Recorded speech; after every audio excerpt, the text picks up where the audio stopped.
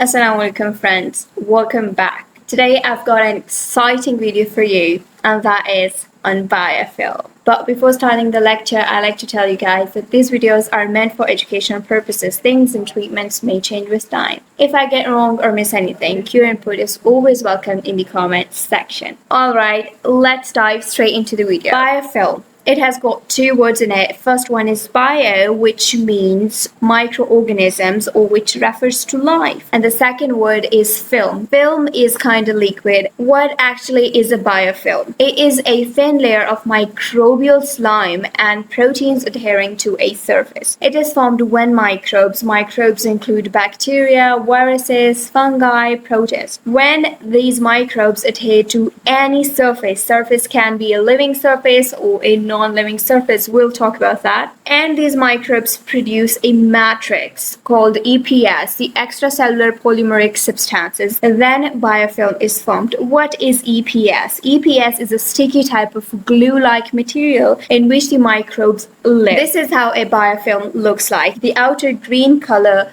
is the EPS, and inside it there are certain microbes. These are bacteria, the cocci, spirals, and rods. Lecture outline. We are done with the introduction of biofilm and its diagrammatic representation. Now we'll be looking at the components of biofilm, the microbes responsible for forming biofilms, location of biofilms, causative factors, their developmental stages, and how the biofilm is formed, microbial benefits of biofilm, how we are going to treat them, and at the end, as usual, we'll review the lecture. Components of biofilms. A biofilm is made up of two components. Number one, microbes, and number two, the EPS, extracellular polymeric substances. EPS includes organic carbons, polysaccharides, these are the carbs, the carbohydrates, then proteins, lipids, nucleic acids, and other minor components. In microbes, we have bacteria, both gram-positive and gram-negative, protists, fungi, and viruses. These all are responsible for forming biofilm. In this picture, you can see EPS containing different types of bacteria, both gram-positive and gram-negative. And EPS is glue-like, sticky kind of material that holds these microbes together. Location. Biofilms occur on teeth as dental plaques, on skin, mucosal surfaces like of heart and lungs. They're also present on certain devices like catheters, for example, urinary catheter or venous catheter. They are also present in nasal packings, surgical lap pads, contact lenses used in eyes, prostheses, for example, prosthetic heart valves or prosthetic hip joints, and tampons. If these devices are left in the human body for a long time, then biofilms are formed. What are the causative factors that lead to the formation of biofilms? Microbes form biofilms due to the following factors: the cellular recognition of specific or non-specific attachment sites on a surface, nutritional cues, exposure to planktonic cells to sub-inhibitory concentrations of antibiotics. Planktonic means floating. And also the long stay of certain external devices in human body, as we've discussed earlier. Developmental stages. Following 5 stages are involved in the development of biofilm. Number 1 is initial attachment. Number 2 is permanent or irreversible attachment. Number 3 is maturation 1, or also referred as colonization. Number 4 is maturation 2, or we can also call it growth stage. And the final stage is development. Formation of biofilm. We are going to look how a biofilm is formed and developed. The first important thing that the microbe will identify the surface on which it is going to form the biofilm, whether it is a living surface or a non-living surface. In living surfaces, we've got mucosal surfaces like of heart and respiratory tract, and in non-living surfaces like catheters, prosthetic devices, tampons, surgical lap pads, etc. And the formation of biofilm starts with the attachment of free-floating microbes to the surface. Let's talk about the stages. The first stage, as we know, is initial attachment. It is when bacteria, after identification, attaches to the biofilm. not just bacteria, but any of the microbes. Here I'll be considering bacteria. This attachment is weak and reversible and is facilitated by van der Waals forces. As you can see there, the bacteria is being attached to this non-living surface through van der Waals forces. The second stage is permanent or irreversible attachment. When microbes or the microorganisms are not separated from the surface for a long time, they establish a more permanent attachment, as you can visualize there. Attachment is done using adhesion structures like pili or other appendages. This stage strengthens the connection between the microbe and the surface. The third stage is maturation 1,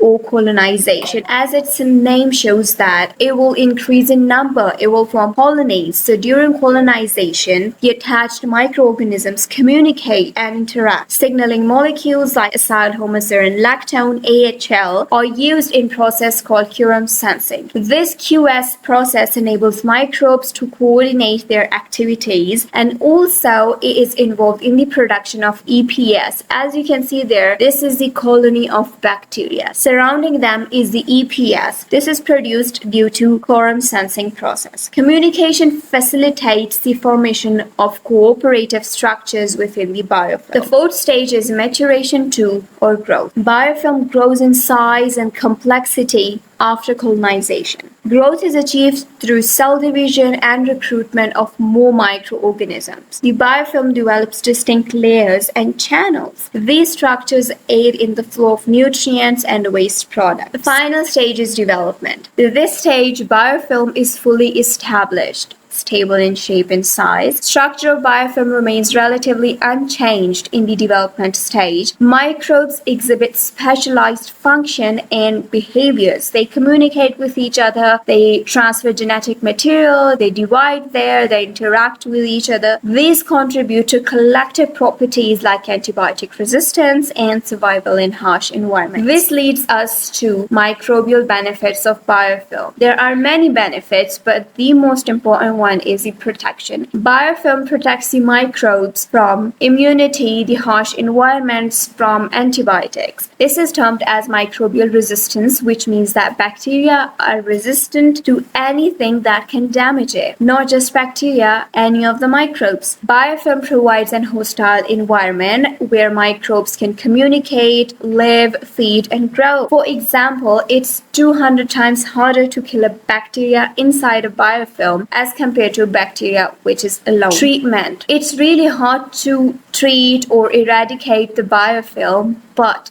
it is only possible when a biofilm is ruptured. And when we think biofilm will be ruptured, it will be ruptured when there are many microbes, let's say bacteria, present in the EPS, in the biofilm, and this layer ruptures to release all the floating bacteria to infect other surfaces. For example, if the bacteria wants to spread the infection through other parts of the human body. Removal of devices. For example, biofilm is present on the catheter.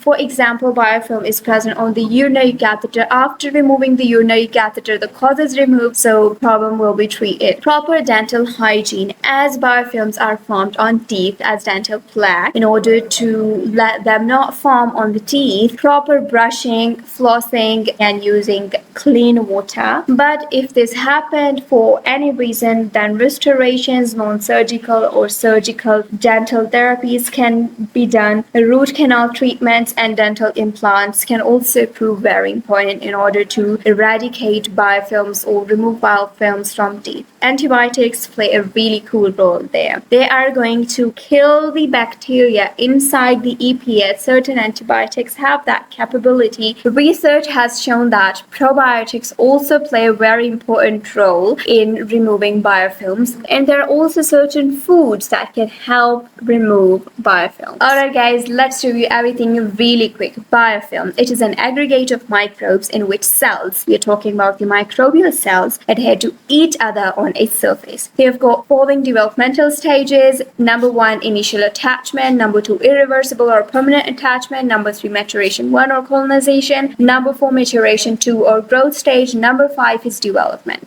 Biofilms develop resistance against antibiotics, immunity, harsh environments. Biofilm is composed of microbes and EPS. Location: biofilm are located on teeth as dental plaque, catheters and nasal packing, surgical lap pads, contact lenses, prostheses, for example prosthetic hip joints or prosthetic heart valves, skin, mucosal surfaces, and tampons. Treatment: the rupture of biofilm play an important role in its treatment, removal of devices like catheters, proper dental hygiene, antibiotics. And that's it for today's video. I hope you guys enjoyed it. You've learned something. If you really did, comment down below in the comment section. And also, if you want to connect with me on my socials, I've got my Instagram, I've got my Twitter, and I also upload blogs. I'll catch you soon. Till then, Assalamu Alaikum.